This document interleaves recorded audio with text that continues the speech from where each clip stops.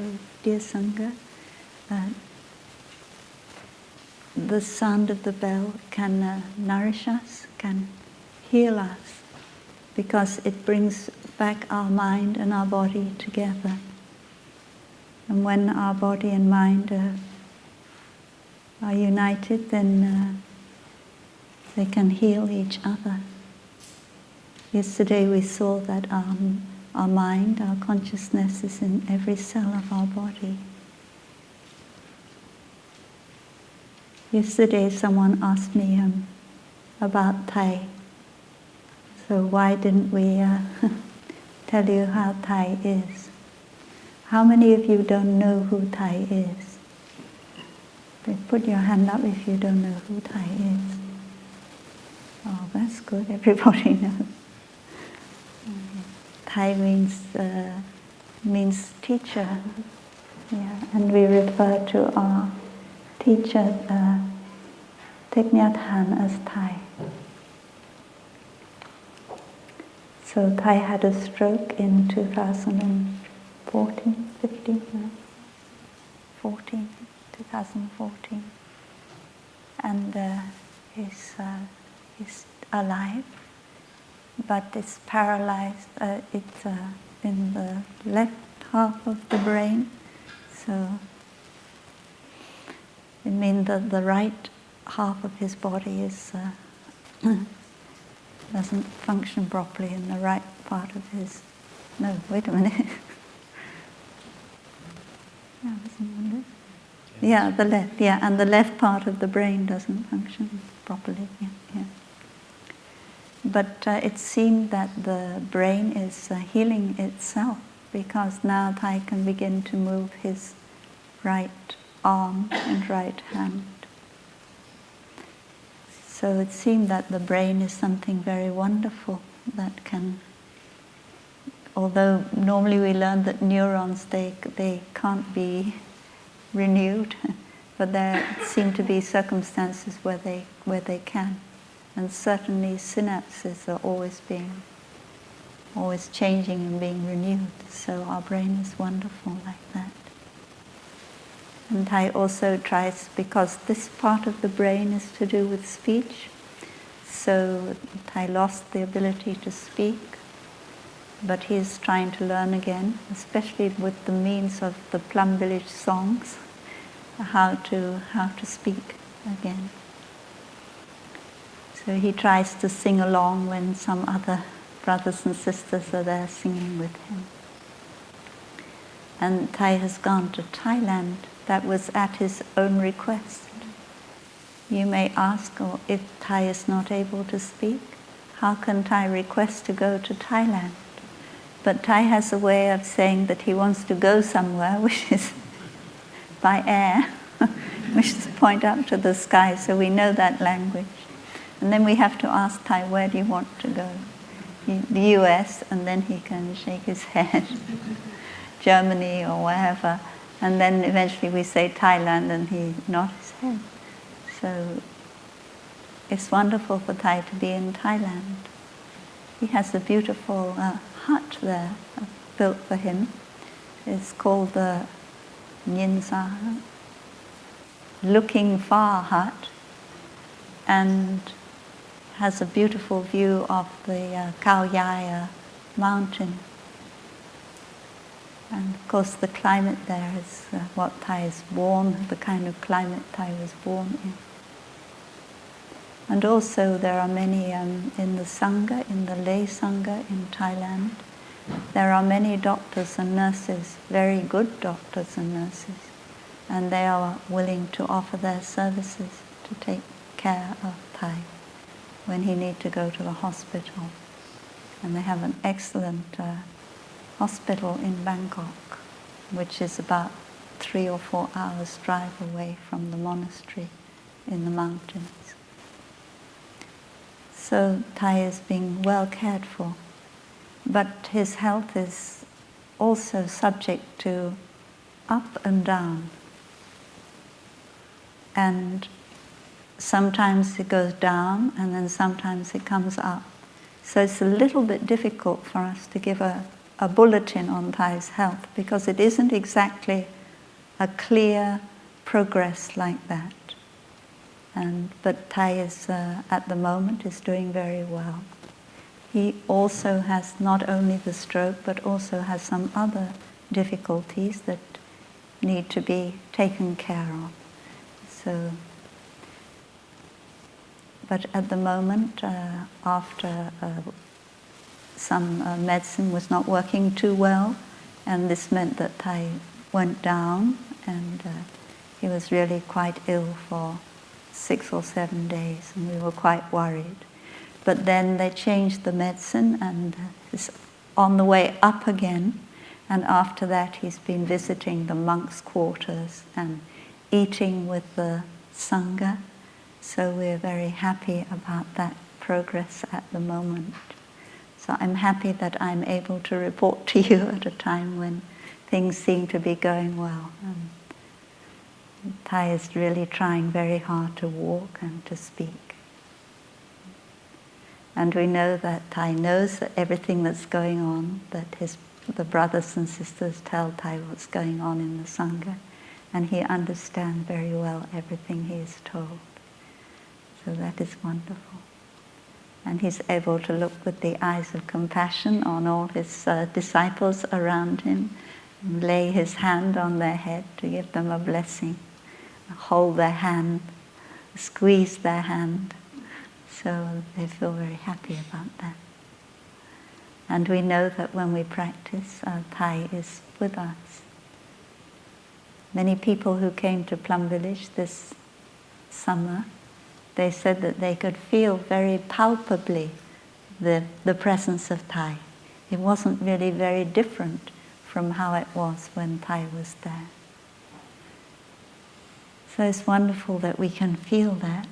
And somebody also asked, what kind of meditation can we do to be in touch with Thai?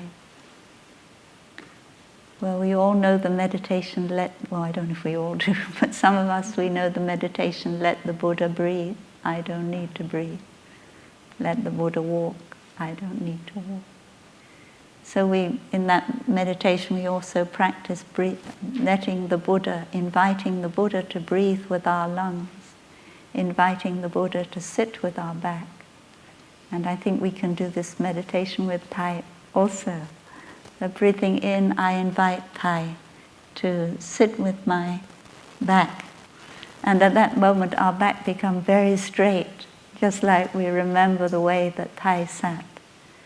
And breathing in, I invite Thai to breathe with my lungs. And at that moment, our breathing gets a very good quality, because we know that the quality of Thai's breathing was very, very wonderful, very healing and nourishing. So don't underestimate yourself. You have the ability to continue Thai, and Thai can continue in you, in each one of us. So it's a meditation we can do on our own, or we can do together.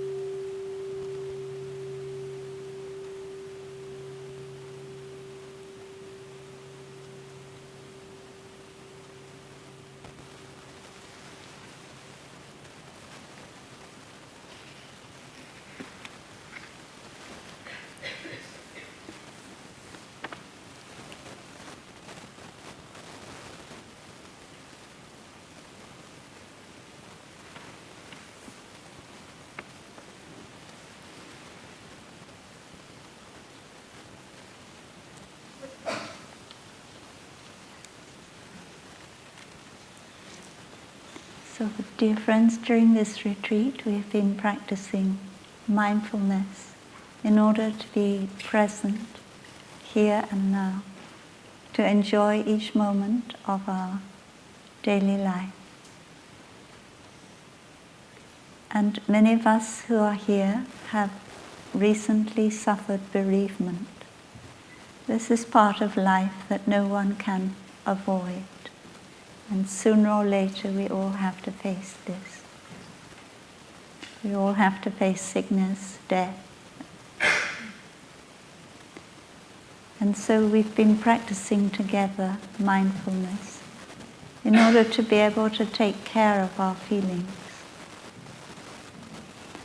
And we know that when we dwell in the present moment, we're really there, that we can be alive, and that we can live for the person that we have lost.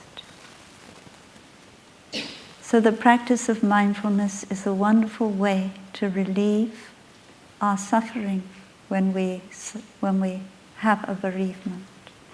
Of course, we have to water the seeds of mindfulness, to keep them alive in our heart. We have to water the seed of enjoying every step, of enjoying every breath. That is an effort we need to make in order not to be carried away by our grief. And these practices that have been offered to us, they can always bring us relief. And they're very necessary, because if we don't get the relief first, we can't continue to the other practices that can uproot our grief. The understanding of no birth, no death, no being, no non-being. And even though we ourselves have not reached that stage, that understanding, we know that for moments we can touch it. We haven't reached it in a kind of consistent way, but we have touched it. And we also know that others have touched that in a consistent way. And it has been taught since the time of the Buddha that the great task of the practitioner, monk, nun, layman, or laywoman, is to be able to touch the truth of no birth and no death. Because that, when realized, is what can remove all fear. So even if we haven't done that yet, we should be on that path for ourselves, for our loved ones, and for our world. If you read the book by Thai, which is called Fragrant Palm Leaves, it's a little bit autobiographical. It's like diaries. When Thai was practicing in the 1960s, you will see that Thai talks about the death of his mother. And Thai says somewhere that 3 or 4 years after his mother died, Thai had a dream. And in that dream, he realized the no birth, no death nature of his mother, which helped him to overcome all his grief concerning his mother's death. So we know that Thai devotes himself to the practice for as long as he is awake. And in that book you also read about in Buddhism we also have a dark night of the soul.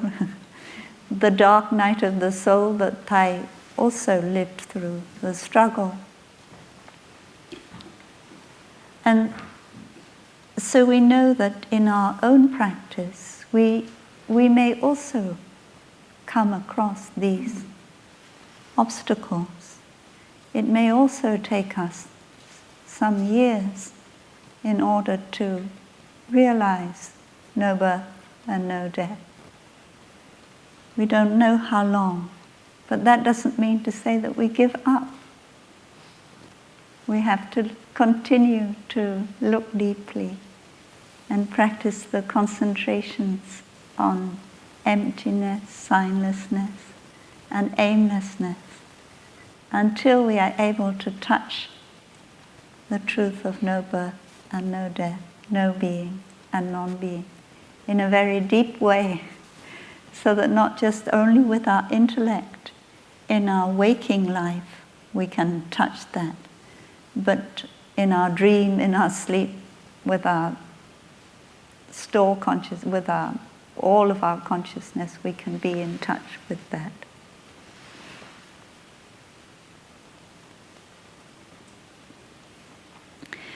So that is what will uproot the pain, the grief, the fear. It is the insight of no birth and no death. And not only in the case of Thai, but also I was reading about a woman, a Bangladeshi woman meditation teacher who had, because I have to teach a course on women in Buddhism from time to time. So I was reading about this woman teacher, and she was asked a question about overcoming grief, because she had lost, I think, 2 or 3 children. She had also lost her husband, and her grief caused her to become both physically and mentally very, very ill. But she found the practice of mindfulness. And when she was asked what it was that helped her to overcome her grief, she said, in the first place, it was the diligent practice of mindfulness that brought a great deal of relief. But really what uprooted the grief was the insight into no birth and no death. So to me, that is clearly the path that we are on.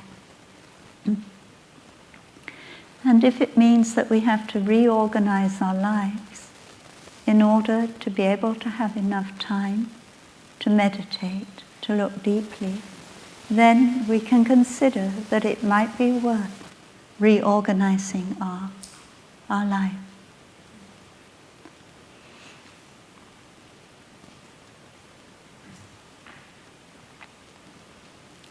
So the first thing that we have been learning to do is to touch impermanence.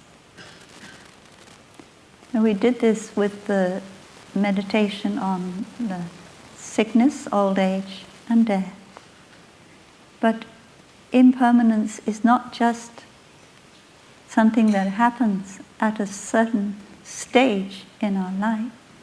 Impermanence is something that is happening all the time, although our perception is not able to keep up with it. Our perception is very limited. We are not able to see our own impermanence. So many cells in our body are dying at this moment. Many cells are being born. Our feelings are always being born and dying. And when you came into this room an hour ago or so, you were a different person than the person you are now. But not only that, this room is also different. Changes have taken place in the walls, in the windows, changes we can't see, but a scientist with the right equipment would be able to see. So when we recognize impermanence, we recognize about our body. Our body is more like a river. It's not something static. It's made up of many, many drops, and some drops are evaporating and new drops are coming into our body all the time, with our breathing, with our eating, and so on. So our body is made up of so many different things that are not our body. And when we meditate this morning, we said this body itself is emptiness, and emptiness itself is this body. So this means that your body is empty of a separate self. your body is made up of so many things that are not your body. And this is true from a historical point of view, that we saw with the children, that we come from the non-human elements in a historical way. But it's also true in the present moment that we are being made up at every moment of what is not ourself. So we recognize, first of all, that our body is impermanent, and at the same time as we recognize it's impermanent, we recognize that it is non-self. It's not a separate self. And that is easy enough meditation to do on the 5 aggregates. Breathing in, I am aware of exactly how my body is in this present moment. And breathing out, I am aware that this body is not I. This body is not mine. So we've also seen other ways in which we can meditate on the fact that this body is not mine, and that is to see that 50% of our chromosomes are mother, 50% of our chromosomes are father, and so on, going back with grandparents. And the song that Brother Phap Lai wants to sing is about our body being unborn and indestructible. So when you next have a chance to take a shower or take a bath, then look at your body and see what it comes from. Sometimes I am washing my arm and I see a bird's wing. Or sometimes I see the fish in me. So we come from a whole line of ancestors and they're still in us. There has never been interruption. It's just a continuous transmission from one generation to another. This body is that result of that transmission that's taken place for so long. So when I look like that, then I see that I cannot call this body mine. And it's also wonderful because I see at the same time that when I'm taking care of my body, I'm taking care of my ancestors too. And I'm taking care of my descendants. So when I was more foolish, when I was in my youth, before I met the practice, I used to think this body is mine and I can do what I like with it. So I did some silly things as far as my body is concerned that didn't help myself at all. And it's only when I met the practice and I realized that this body is not mine that I start to take care of it, because I recognize that I have a responsibility for my ancestors and for my descendants. And although I don't have blood children, I have descendants, because the human race will continue after I, as my father said, under the ground, but not really under the ground. After I've gone back to Mother Earth, the human race will continue. And so what I take care of my body today will continue, especially when I practice walking meditation. Mindful eating, that is continuation that I can hand on. So we call this emptiness. And if we can, when we recite the Heart Sutra, this body is emptiness, and emptiness itself is this body. We really have to meditate at the same time. It's not just a matter of saying the word, but actually feeling that your body is not yours. It's not a separate self-entity, that your body is impermanent at every moment. And then in the Heart Sutra we have to go on and we have to say, the same is true of feelings. So we see that our feelings, our feeling of pain, our feeling of pleasure, our feeling of neither pain nor pleasure, and our feeling of both pain and pleasure. I really like that introduction of mixed feelings. Mixed feelings. Then before they say there are 3 kinds of feelings: painful feelings, pleasant feelings, and neutral feelings. Feelings that are not painful or pleasant. Many of you have that feeling at the moment. It's a little bit boring. Huh? It's not very painful. It's not painful. It's not pleasant. It's just too ordinary and boring. So that is called a neutral feeling. But you can also have what is called a mixed feeling. And those feelings I really like.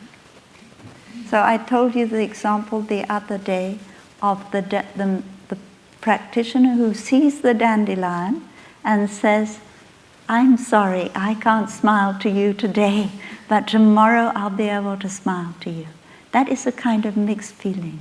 You're feeling unhappy in the present moment, but you also know that happiness is available. It's available in the dandelion, it's available in your smile. So that kind of mixed feeling is very good for us to recognize we can have. When you don't feel too good, you can also have a feeling of happiness going along with that at the same time. Right? The 2 things are parallel with each other. So our feelings are also like a river. Just as our body is like a river, our feelings are made up of many, many little drops. And they are changing all the time. So we need to come back to ourselves and to breathe in, I am aware of a feeling I have now.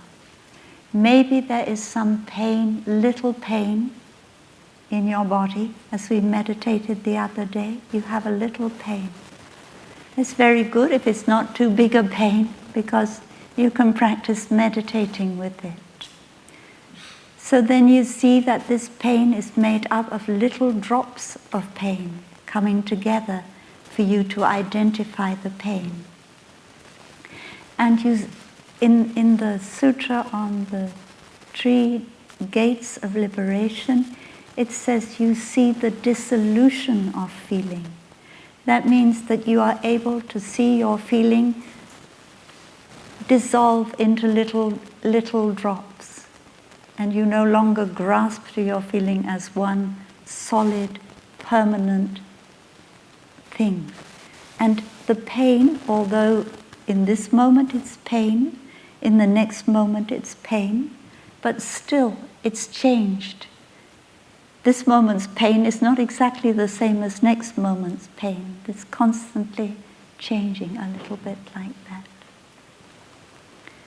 So when we see that like that, we don't grasp to it as an entity which we can call mine, or an entity which we can call I. It's a way to give our feeling more space.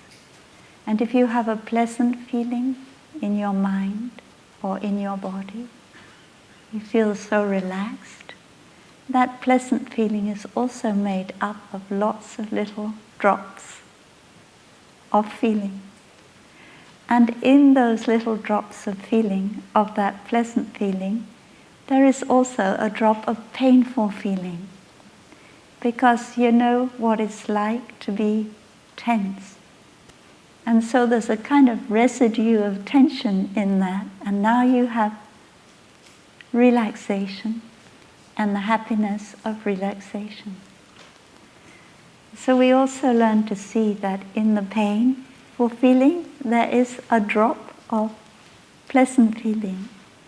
And in the pleasant feeling, there is a drop of painful feeling, although most of the drops are pleasant feeling. And so we begin to see the emptiness of feeling.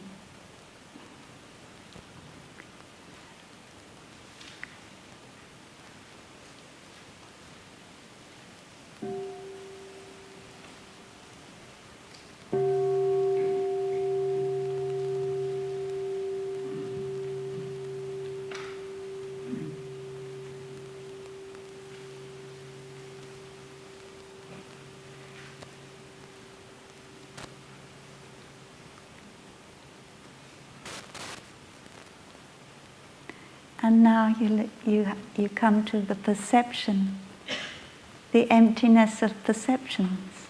So when you hear the sound of the bell, you have the perception of a sound. And you can recognize that the sound of the bell is made up of many, many little drops in that many sound waves, and also the way that your consciousness, your ear consciousness, is impermanent, and the many sound waves entering your ears. So you can see that your perception is made up of many, many drops. And if you have a perception, an idea about something is also a perception. And the idea you had is made up of many, many other things than the idea. So when you see the dissolution of the perceptions, you are also seeing the emptiness of the perceptions. And as we said, you can do this meditation. Breathing in, I am aware of the perception I'm having now. And breathing out, I am aware that it is not I, it is not mine. And also, if you remember that one time Anathapindika was dying, and the monk Shariputra and Ananda came to Anathapindika in order to help him to be able to die peacefully. And they guided him in a meditation. And first of all, he had to recognize that his eyes were not himself. His eyes had been there before he was born, and his eyes would continue after he died. Maybe he had grandchildren, and he was able to see that his grandchildren's eyes were a continuation of his own eyes. And he could see that his grandparents' eyes were there and were still there in his eyes. So they are not his eyes. So that's one part of the meditation. But the other part of the meditation is to see that the object of his eyes, the form, the trees, the blue sky, all these things that we see every day with our eyes, they also are not I, and they are not mine. And normally, although on a conscious level we don't recognize it, normally we do identify ourselves with what we see. And so we may be afraid when we are dying that, oh, I will lose all this because we've thought of it as mine. And when I die, I will lose the beauty of the 4 seasons. I think somebody was asked what would they regret when they died. And they said, oh, I only regret one thing. I will not be able to see the beauty of the 4 seasons anymore. So that is just an idea.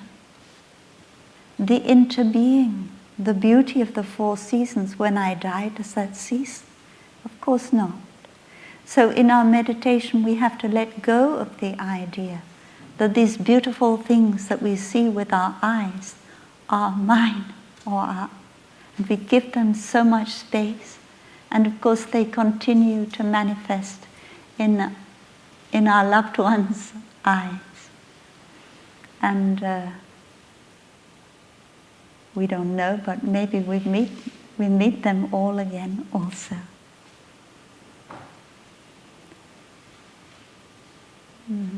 So one time, Thay's teacher in the Root Temple in Vietnam is a very wonderful teacher. And if Thay's teacher had not been there, then Thay would not be here. So we always remember his memorial day with a great deal of gratitude, because Thay, our Thay, is what our Thay is, because his Thay was what his Thay was. So this is a story that Thay tells us about his teacher. One day it was hot weather in Vietnam, and although his teacher was an old man coming on for 80 years old, he still liked to go out and work in the garden with the monks. And that day the monks were planting potatoes, preparing the sweet potatoes, preparing the ground to plant potatoes. And the teacher was helping, and at a time he put down his hoe and he said, "Oh, I'm so tired. But never mind, I won't be tired much longer." So what he meant, he knew that he did not have much longer to live. So he said, "I won't be tired much longer." But then, of course, he's a Zen master, so he has to be careful. And then he said, "But who is it who won't be tired much longer?" Yeah. And Thay said, although Thay was a very young monk at that time, maybe a teenager, he never forgot those words. Who is it who will not be tired when I die? We have an idea that there is an I, and that I is tired now. And when I die, that I will not be tired anymore. I don't know whether that I will be just enjoying a non-tiredness the whole time, but we have that idea. But as a Zen master, as a practitioner of Zen, we have learned there is tiredness. Tiredness is caused and it is conditioned. And when the right causes and conditions are there, there is tiredness. And when you remove the causes and conditions, there is no tiredness.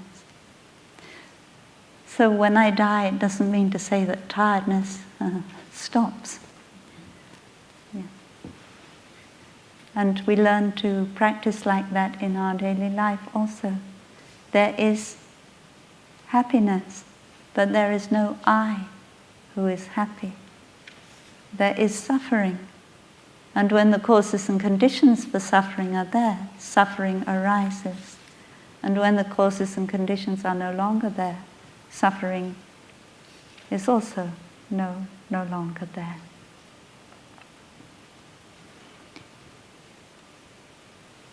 So that is our meditation on perception. This perception is not I, is not mine. And we know that perception is made up of two parts. But we learn about that when we come to consciousness.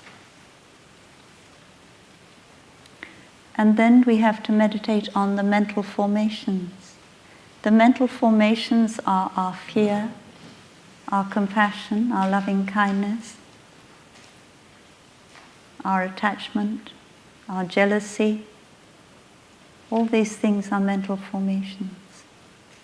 And we can meditate in order to be able to see that our mental formations are a river. They are drops. And they're made up of drops. Our fear is made up of drops of many things. And one time when I was in a house on my own, I didn't know much about the house. And there was a terrible noise of somebody trying to break the door down in the middle of the night. So I had to come back to myself and take care of my fear before I could go and bring up for help. So I did that by letting my fear dissolve, to see that it was a river and it's made up of many drops of many things coming together. So I no longer grasp to it as something real. It no longer grasps to me. And then I rang up the gardener of the house. He said, "Oh, don't worry." He said, "It's only the dog trying to get into the house." It's the story of the rope and the snake. This story moved me very much when I first heard it. So it's my first Dharma talk that I'd ever gone to. It's given by a Tibetan Lama. And I wasn't really interested in the Dharma at all. But somebody invited me to go along. And I came late. So I thought, oh, well, that's good, I don't have to go in. I made an excuse, I'll disturb everybody. So I sat outside looking out on the scenery. But then something in my head told me, maybe you better go in. So I just went in and I just got in the door, and then I heard this story. There is a person walking in the dusk, and they see something in the road in front of them, and they think, oh, there's a snake. And as soon as they see the snake, because that as primates we have this,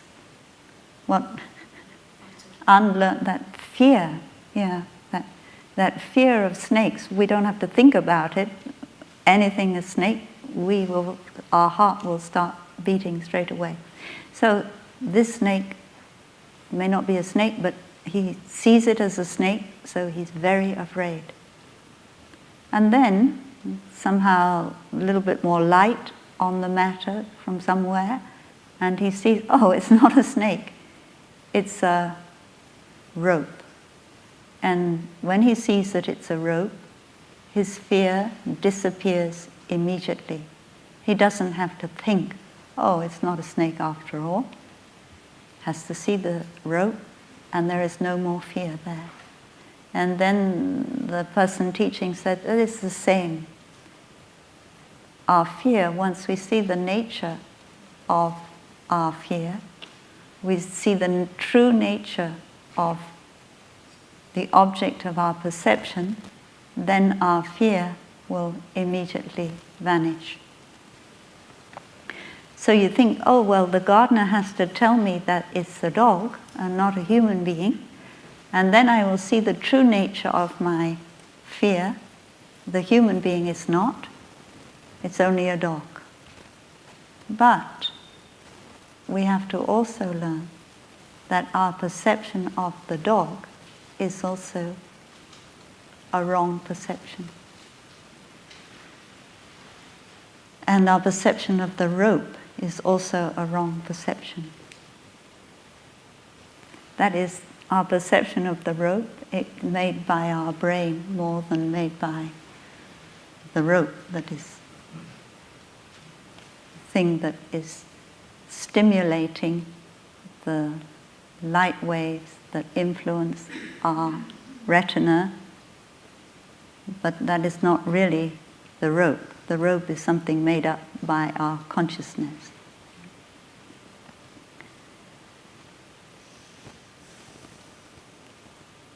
So our mental formation of fear is something that we can practice on the level of emptiness in order to be able to overcome our fear. And it's not always that we can do that, but sometimes in a situation where we really have to, we are pushed and we manage to realize the emptiness of our fear.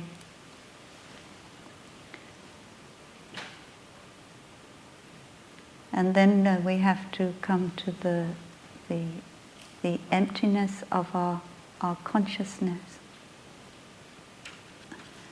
And our consciousness is changing at every moment.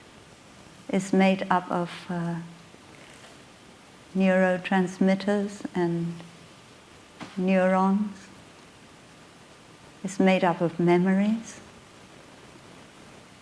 And so many little memories, they come together, little drops of memory to bring up something from our store consciousness.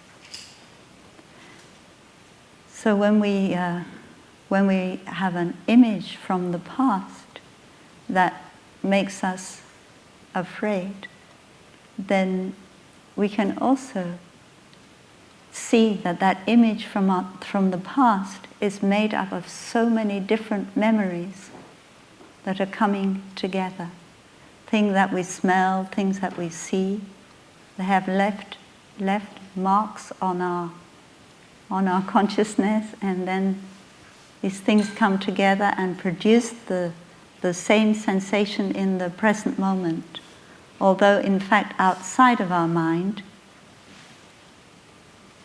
that thing is not actually happening now. But another thing we have to recognize when we talk about the emptiness of consciousness is to recognize that consciousness is collective. It's not just individual consciousness. And sometimes people ask a question. They ask the question, how come in the past I was such a good practitioner and I really was concentrated in my walking meditation and in my sitting meditation, and now my practice has gone haywire. Now I don't seem to be able to concentrate. I don't enjoy the practice anymore. Or sometimes you hear that question. And when that happens to us, of course what we want to do is we want to stand up and we want to begin to practice again like we did in the past. And some of us can do that. And some of us find it very difficult. But it may be something to do with the collective consciousness, not just you think it's my own consciousness. But we also have to ask that the people around me when I was practicing in the past, are they the same as the people around me now? Am I now surrounded by people who are angry, people who are frustrated? Is there more violence in our society than there was at that time? And then we may realize that part of what we are undergoing is not an individual matter. It's something to do with a collective consciousness. And at that point, we may decide that we need to change our environment. We need to change the people that we interact with in order to help us get back on a more stable level. And that is why it's wonderful to have a retreat like this, because we really benefit from the collective consciousness. We can flow together like a river, and so it's an opportunity. But many people say that after a retreat they go back, their batteries are recharged. But after 2 or 3 months, or maybe less, they start losing their practice again. So this also has something to do with the collective consciousness. So when we talk about this consciousness is not me, I am not caught in this consciousness, it also means that your consciousness is made up of many, many drops, and those drops are not all from your own individual body, your own individual experience. They are also from the bodies, the experience of those who live close to you, those who are around you, of even if you go ripples out far enough, even society in general. So our society is becoming... Did you not notice when we had all that Brexit business? In the past, when we had a referendum about going into the European community, didn't we? We didn't have that kind of nasty language at that point that we did in this campaign. And somehow collective consciousness is less practicing the 4th mindfulness training. And that lack of the 4th mindfulness training, it didn't stop when we decided to exit. It still continues. And so we need to come together as a sangha to support each other in practicing the fourth mindfulness training in order to help the collective consciousness around us.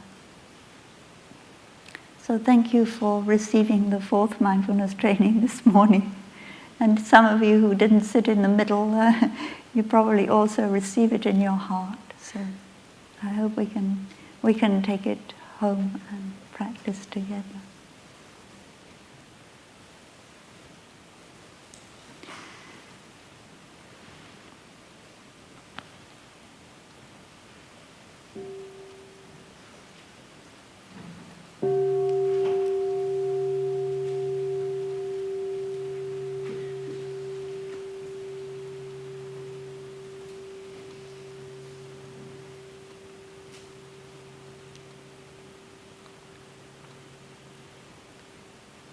So please don't feel guilty about your... Guilt doesn't really help. If you fall down, it doesn't help just to stay lying there and feel guilty about falling down. The best thing is to stand up on your own, or if you can't stand up on your own, to ask somebody to come and help you stand up. And that is also another point that I found useful. Sometimes when we come to a real crisis in our life, a real difficulty, we feel, there's someone who can help me.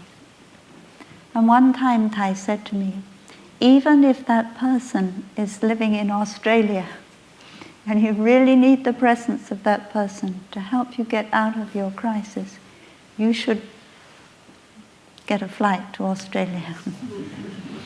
Maybe a little bit exaggeration, but it helped me because once I'm going through a crisis not long ago, and I thought, there's only one person I can talk to about this. So I got the train and I went to talk to that person to help me.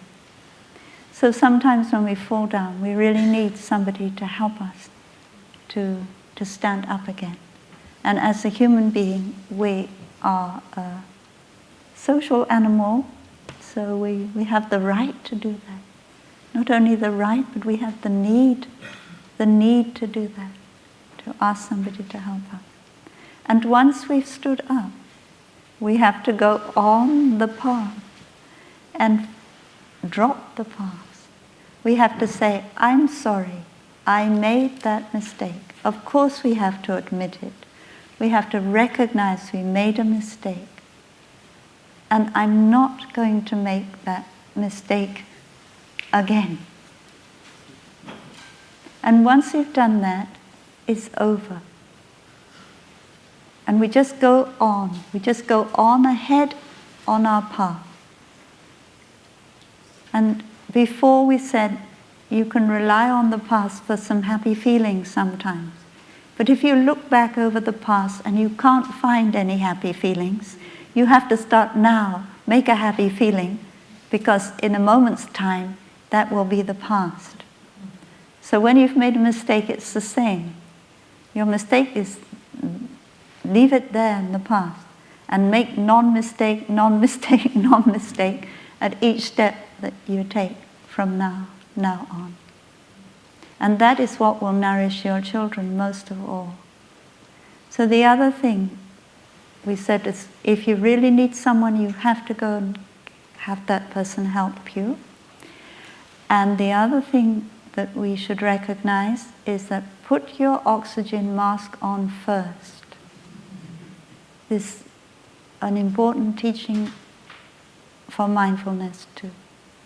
However much the other person is suffering, if you don't put on your oxygen mask first, you won't be able to help them.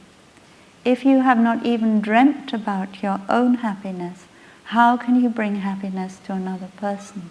So please, don't fool yourself that you're doing your duty in looking after this person, when in fact you don't have the energy or the capacity to do it. You're not helping the other person anyway.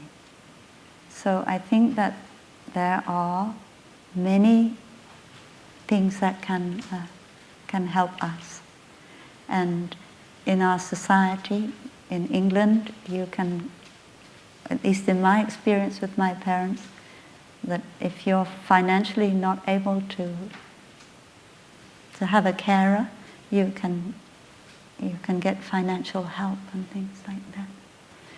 So please, when you need it to put on your oxygen mask, you do that. Yeah.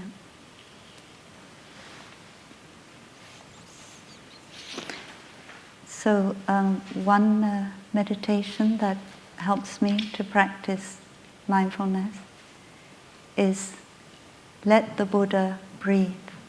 I don't need to breathe. The Buddha is breathing. I enjoy the breathing. The Buddha is the breathing. I am the breathing. There is no one breathing. There is only breathing. There is no one breathing. Peace while breathing. Joy while sitting. Peace is the breathing. Joy is the sitting. Sometimes when I sit down to meditate and I have the support of the Sangha, and as soon as I sit down, I feel that the Buddha is breathing. I don't have to say the word, let the Buddha breathe, but I feel that the Buddha is breathing. That whole lineage of practitioners from the time of the Buddha until now, it has not been broken. So just as we said before that the whole past of birds, fish, whatever, has come into this human body, there's been no interruption, there's been no break. But so in the spiritual tradition, there has been no interruption and there is no break. So this morning when we sit on the platform and we do what is called transmitting the 5 mindfulness trainings, then we do not see that there's an individual who is transmitting the 5 mindfulness trainings. Thai is there, Thai's teachers are there. The whole spiritual tradition from the time of the Buddha is there, transmitting and receiving the 5 mindfulness trainings. So that is why it is wonderful that Thai has given this meditation. The Buddha is breathing, I enjoy the breathing. And as disciples of Thai, we can say Thai is breathing and I enjoy the breathing. And if you are a disciple of Jesus Christ, you can say Jesus Christ is breathing, I enjoy the breathing. Because we know that Jesus Christ practiced meditation. And practiced breathing meditation. What he even said one time, my breath, I don't know, but he left his breath with his disciples sometimes.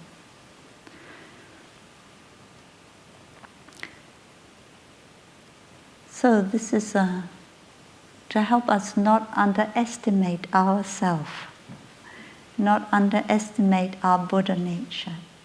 And you don't have to be a Buddhist to have the Buddha nature. Mindfulness is the Buddha nature.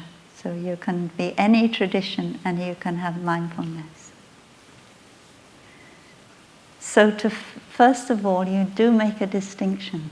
If you're lucky, you sit down and immediately you feel the Buddha and you are one, and the Buddha breathing, your breathing is one.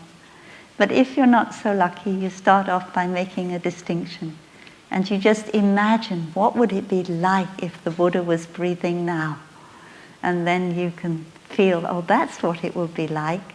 And now you feel that you can enjoy that kind of breathing, because that kind of breathing has a certain quality to it.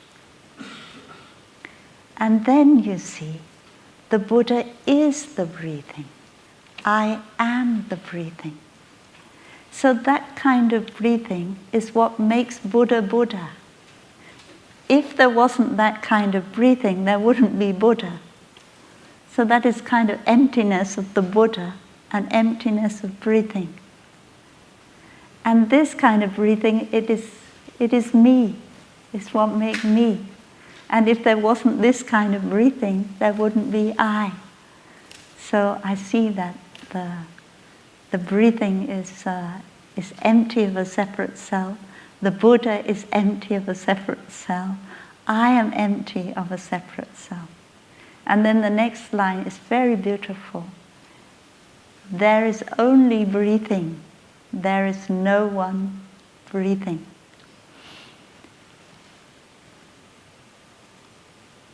Sometimes we think, oh, I'm thinking so much.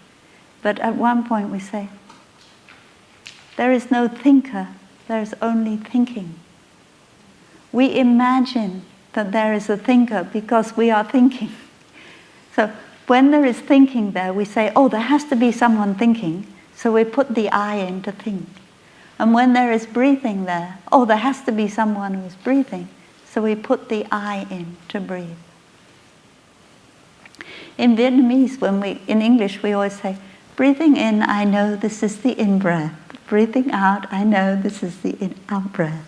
In Vietnamese, we say, thở vào, biết, thở vào, thở ra, biết, thở ra, which means breathing in, know, breathing in. Breathing out, knows, breathing out. You can do it without the word I altogether, and everybody seems to survive. But in English, we have to put the word I in. Breathing in, I know. So there's an I there that knows. And I am breathing in. So Thai say it's the same with the rain. We don't just say rain. We say it's raining. There's an it somewhere there that is doing the raining. But in fact, if you look for the it, you can't find the it. You just find the rain. Or we say the rain is falling. Like if something, rain has to be doing something. The subject is the rain. But if rain doesn't fall, it's not rain anymore.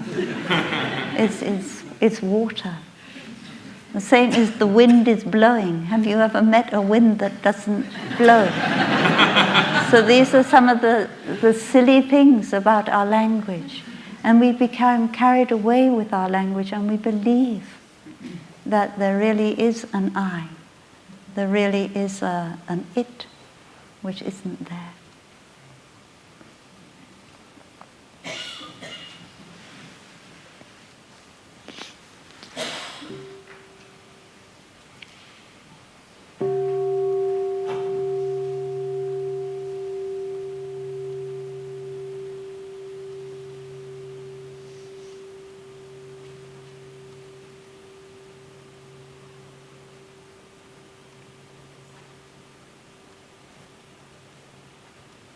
So this meditation on let the Buddha breathe, I don't need to breathe.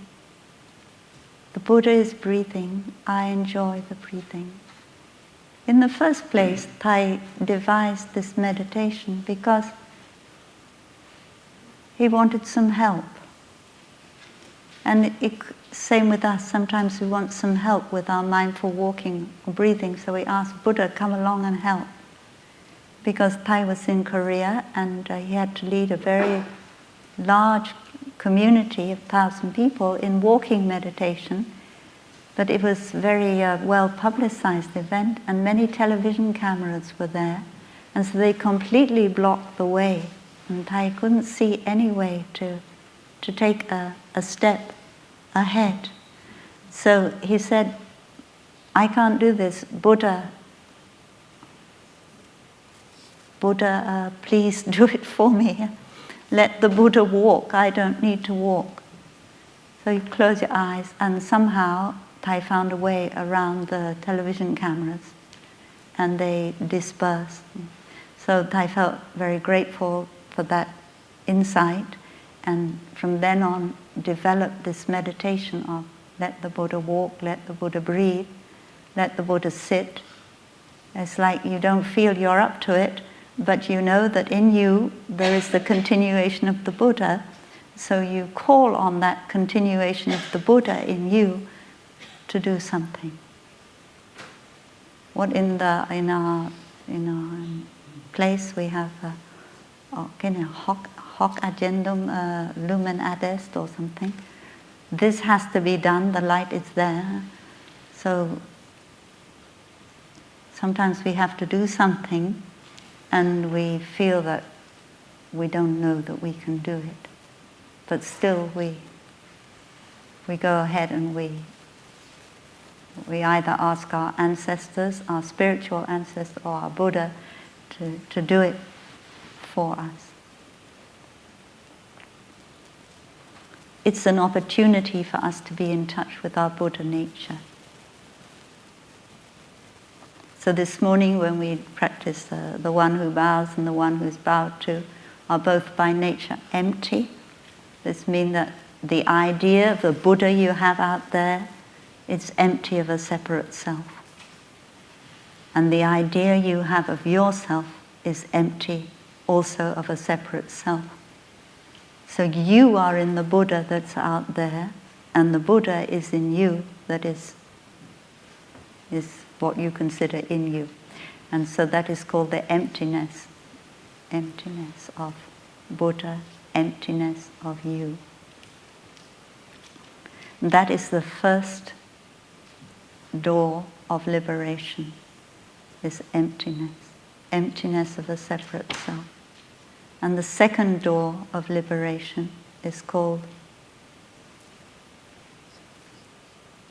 signlessness. Yeah, and last night Thai Phap Lai couldn't put his finger on it, which is maybe a good description of what signlessness is.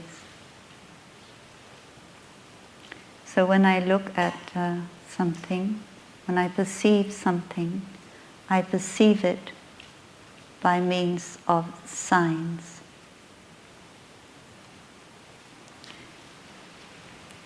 I call this a leaf because it has the sign leaf, or a number of signs that make me identify it as a leaf. It could be the color green, it is also the shape. It's also the markings on the leaf, things like that, different signs I put together and I say, oh yes, that is the leaf. And so we recognize everything by signs. We see somebody and we sometimes, oh, I mistook you for somebody else. And why we did that is because that person has a sign which is similar to a sign of the other person that we mistook that person for. So normally that is how our mind works. We recognize things by signs. And there is a sign, it's called the human being sign. So there's a certain part of our brain that specifically identifies a human being as opposed to another species. And if you damage that part of the brain, that person cannot recognize a human being as opposed to other species anymore. And there is another part of our brain that specifically recognizes a living being as opposed to something that is not living. So can distinguish between a dog and a fluffy ball. But if you remove that part of the brain, the person can no longer distinguish between what is living being, what is not. So in the past, in the time of the Buddha, we would say these things are signs. And then now in neuroscience they map the brain and they discover there are different parts of our brain that recognize different kind of signs. So in fact signs are made up by our brain more than they're made up by any kind of reality outside of us.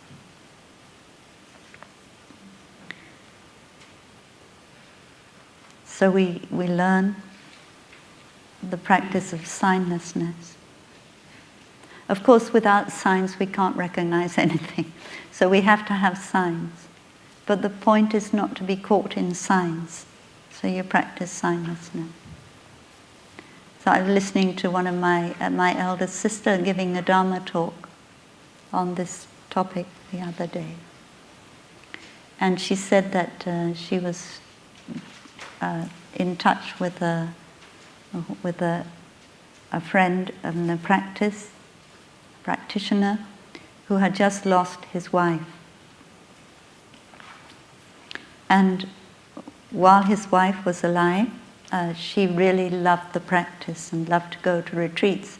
And he was quite hard businessman, and he didn't like going to retreats. And he always resisted and tried to find ways not to go to the retreat that his wife would go to. But somehow my elder sister had managed to meet him on some occasion while he's together with his wife. Maybe he'd come to pick her up at the end of the retreat or something.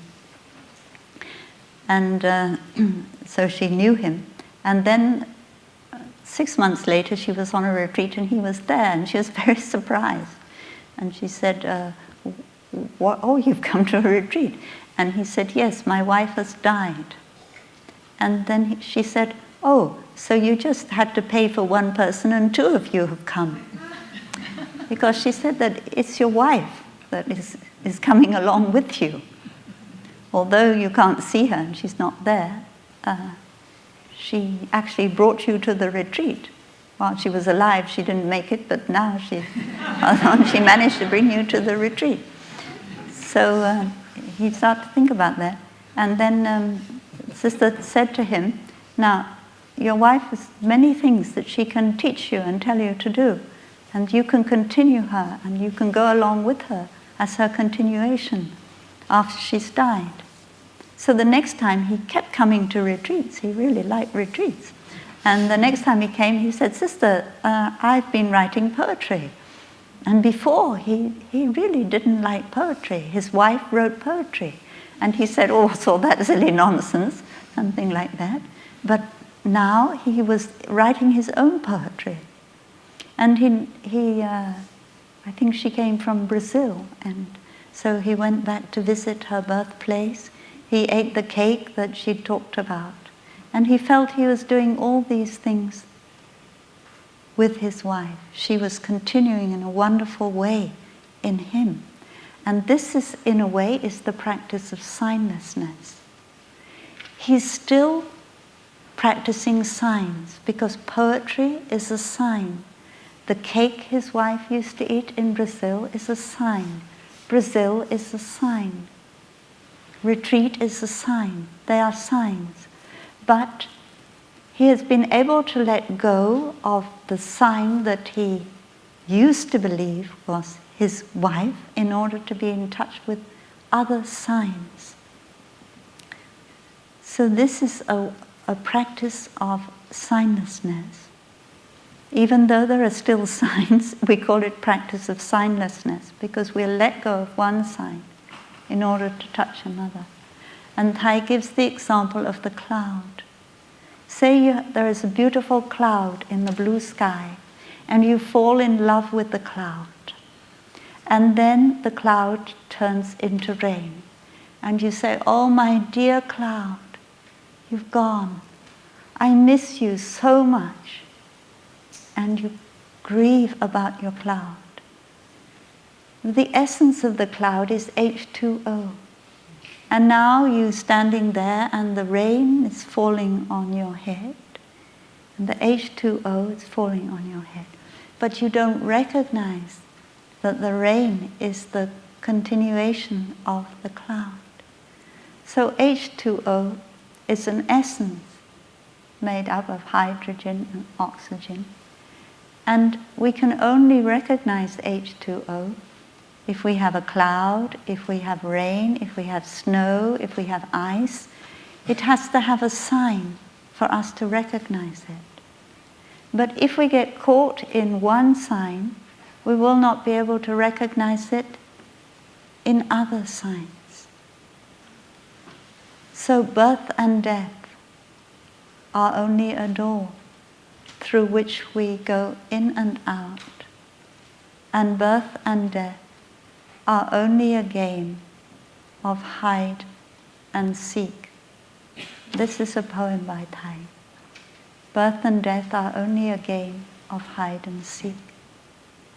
And whenever Thai is with a disciple who has lost someone they love, Thai will always guide that person in the practice of signlessness, in the practice of touching the essence of that person, and then seeing that person in different signs, so that we feel that that person is there with us, has never been born and has never died.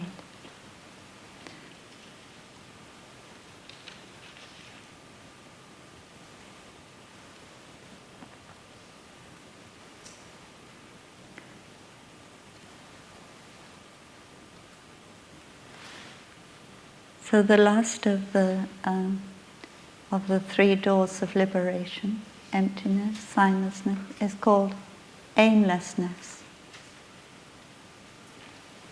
And sometimes when we hear the word aimlessness, we feel very well. We'll feel, oh, good, I can let go. I don't have to keep aiming for that and that. And sometimes we feel not well when we hear the word aimlessness. We think, if I don't have an aim in life, I will just become lazy and I won't achieve anything. So we didn't really understand the word aimlessness. Aimlessness it's called pranidhana in Sanskrit. And it means that you grasp hold of something that is in front of you. You grasp hold of something that is outside of you.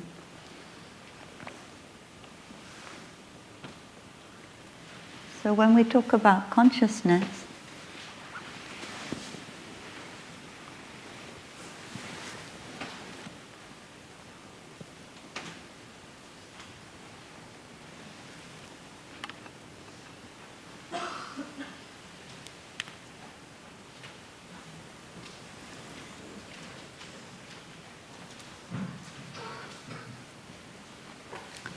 when we talk about consciousness,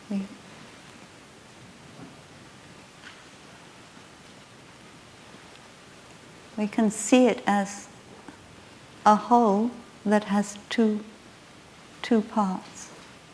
We can see it as a whole. We can also see it in terms of two parts. And one is called the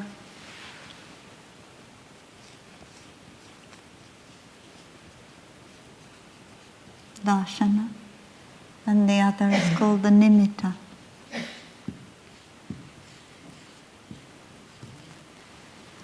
And darshana means the one who sees, the one who perceives, and nimitta means the object of perception. So the perceiver and the perceived. So if you have a piece of paper,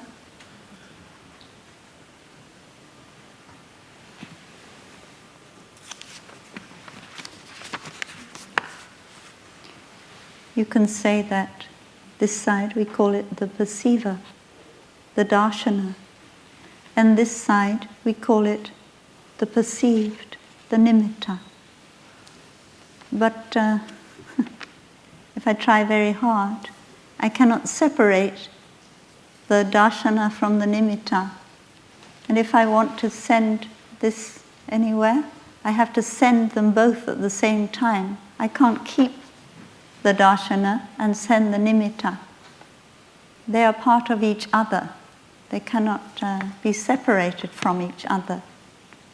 And that is in Buddhist psychology, that is how we look at consciousness. You cannot separate the subject that perceives from the object that is perceived. So how can you have a subject that is grasping an object outside of it itself? So this is the real matter of consciousness, which in a way neuroscience has come up against. The nature of consciousness and the nature of the objective world. And even in science, when we talk about the particles, the subatomic particles, the scientist sees that as soon as the scientist begins to observe a particle, it changes its nature. So there's no such thing as something objective, because the very the very observation change the nature of what is being observed. So this is a little bit the same as what the Buddhist psychology is trying to say. That the perceiver and the perceived arise together. It's not like, in my pocket I have consciousness, and when I want to look at something, I take it out of my pocket and I use it to look at something outside of me.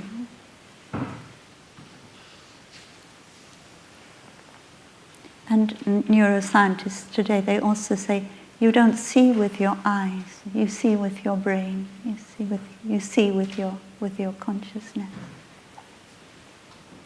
So the teaching on aimlessness is based on that there is nothing that you can grasp outside of your consciousness.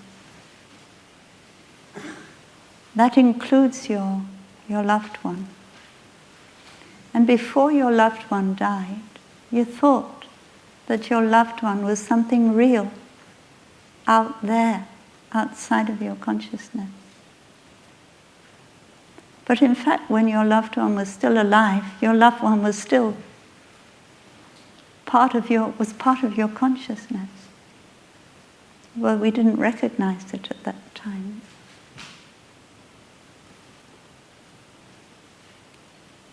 And so now, after your loved one has died, your loved one is still part of your consciousness. So people who have a near-death experience, they say, "Oh, I saw my loved one." And you ask, how old were they? Oh, they were young. They were quite young. They weren't the age that they would be now if they'd continued to live. I saw my loved one who died and they were young.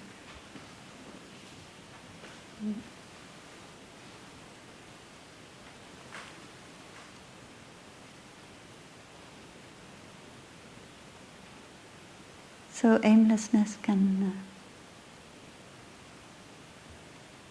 help us only when we are able to recognize the non-duality between the subject and the object of perception.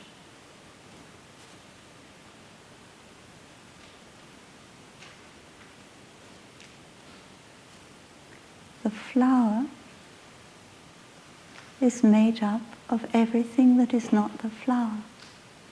It's made up of the sunshine and the rain, the earth, and the seed and the gardener, and you can find many things that make up the flower. And what makes the flower into the flower is more your consciousness.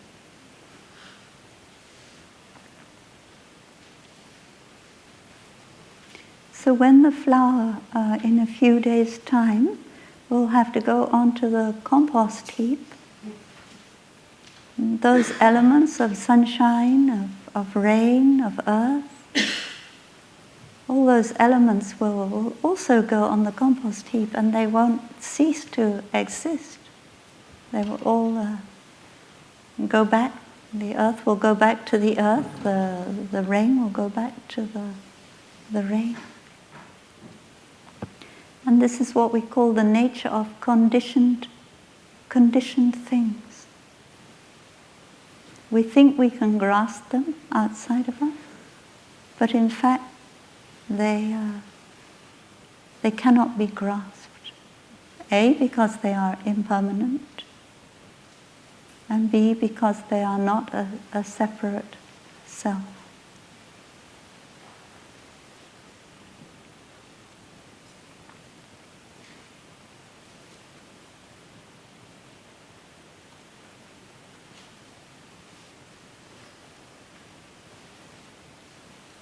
So this morning, when you received the 5 mindfulness trainings, you asked the question, do you make the commitment to receive, study?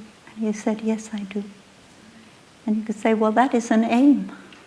We often say that, oh, the 5 mindfulness trainings are like the North Star. They show you the way, but you never aim to get onto the North Star. Because the 5 mindfulness trainings are in you. They are part of you. They are part of your consciousness. And as you meet your daily situation, you meet it with the 5 mindfulness trainings. And some situations you will be able to, the 5 mindfulness trainings will be able to embrace and handle easily. And then there will be other situations which are more difficult and will need more time and need more support from the Sangha in order for us to be able to embrace and to hold them. But still, the 5 mindfulness trainings are in you. They are not something outside of you.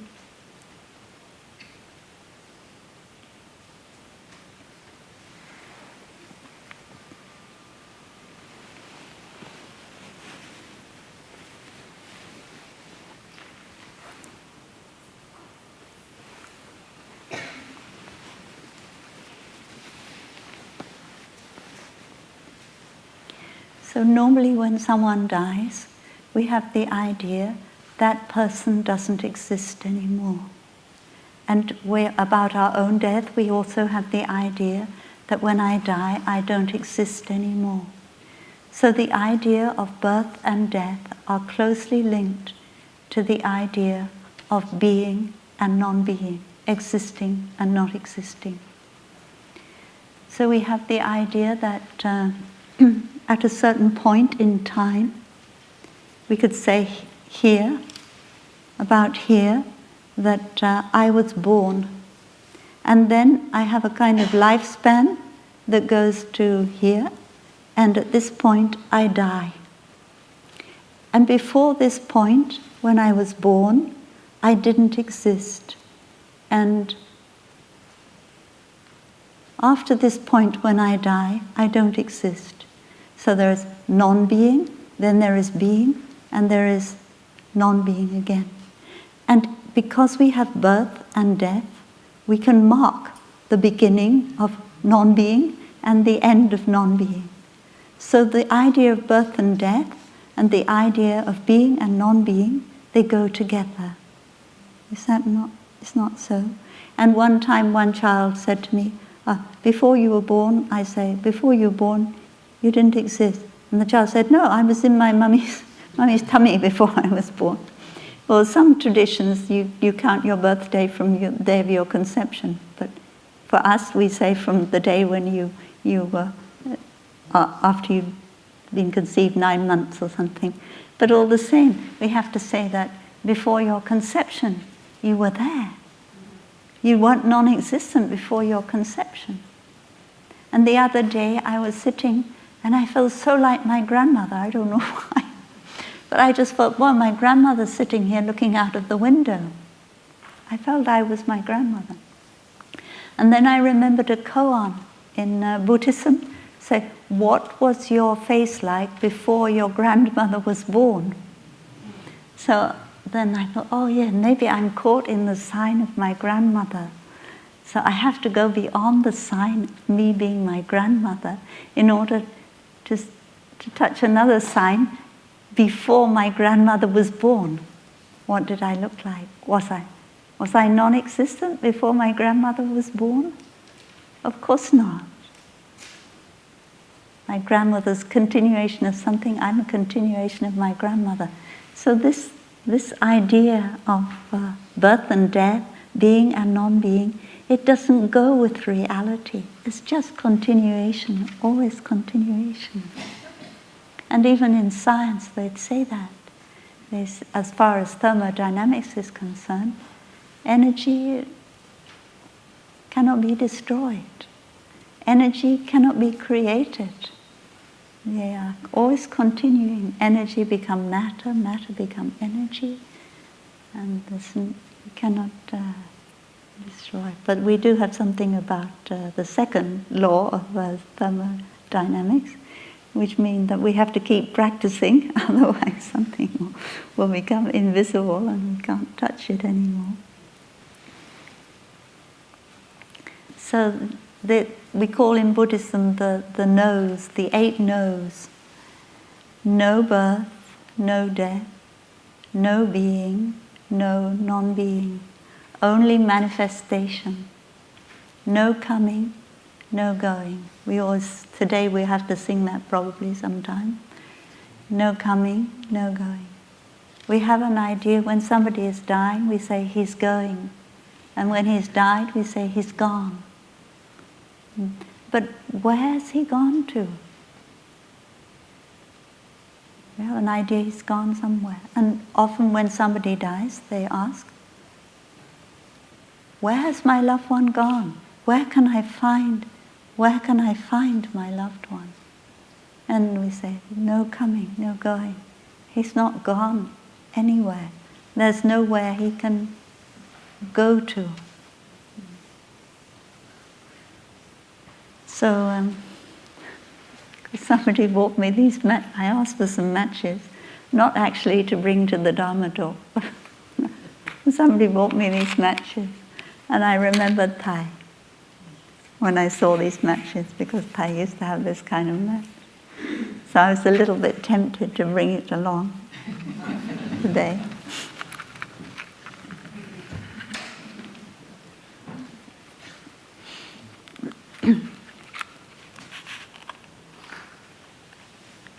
You see a picture of flame on the front of the matchbox.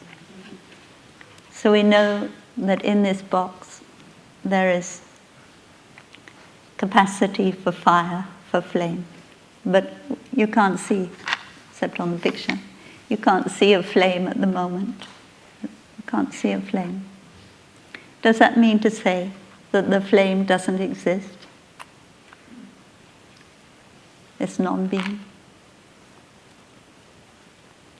Well, we know all the conditions for the flame are there. There's oxygen, there's the match, there's the hand that can strike the match. So in fact, we could say that in a sense the flame is there, but it's not manifesting. Because, why? Because the conditions and causes have not come together. But if we want, we can use our hand to help bring the causes and conditions together, and then the flame will manifest.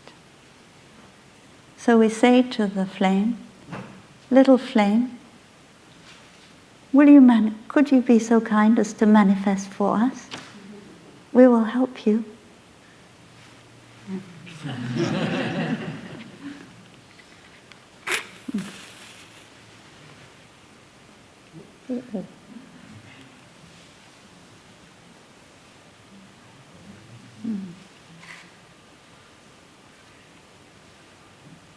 And now we see that the flame has done as we asked and is manifesting. Thanks to the oxygen, the wood, the trees, many elements have come together to make the flame manifest.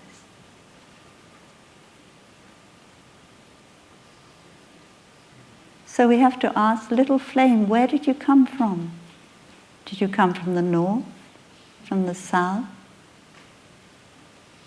No, I have not come from anywhere. Not from the north. When the causes and conditions are right, I manifest.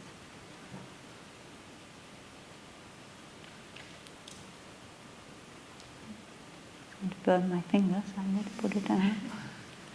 So now we see no flame. So little flame, where have you gone? Have you gone north? Have you gone south? East or west?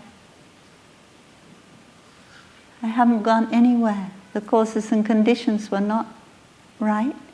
So I'm not manifesting as a flame anymore. So we call this not coming, not going. Manifesting due to causes and conditions, not manifesting due to causes and conditions. And so this means also not coming, not going, also means not being and not non-being.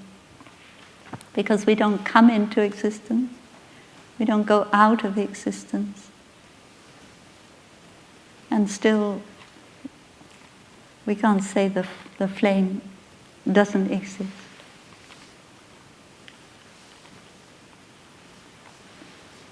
And the last of the 8 no's is no same and no different.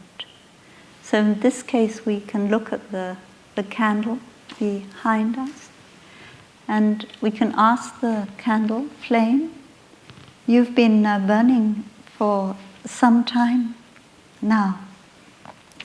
Are you the same flame, or are you a different flame than the flame that when we came in the room? And the candle will say, I'm not the same flame, and I'm not a different flame. Because the oxygen and the wick and the wax are all a bit different now than the oxygen, the wick and the wax they were when you came in the room. So I'm not exactly the same flame. But if that flame, when you came in the room, hadn't been there, then I couldn't be here. So I'm continuation, and I'm not exactly different. If you go and look in your photograph album when you were a child, if you have a photograph, and you say, that's me, but is it the same or is it different from the you that is now?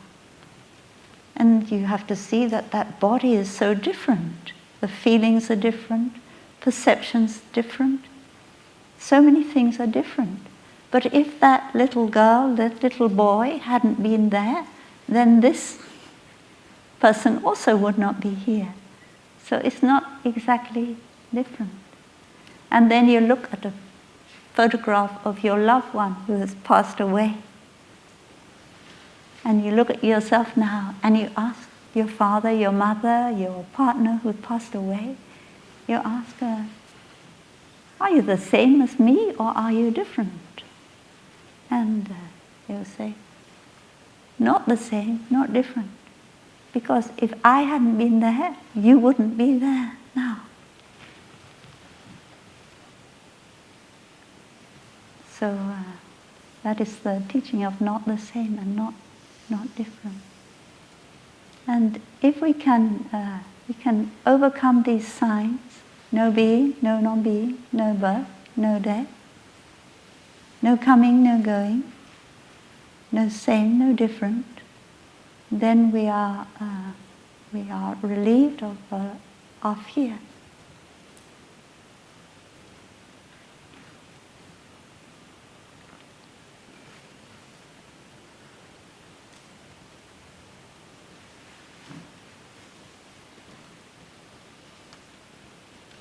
So I think now we should really sing the song, no coming, no going. But first of all, I think we can invite the sound of the bell, and then we can make a circle or something. We can look at each other. So we listen to 3 sounds of the bell, and just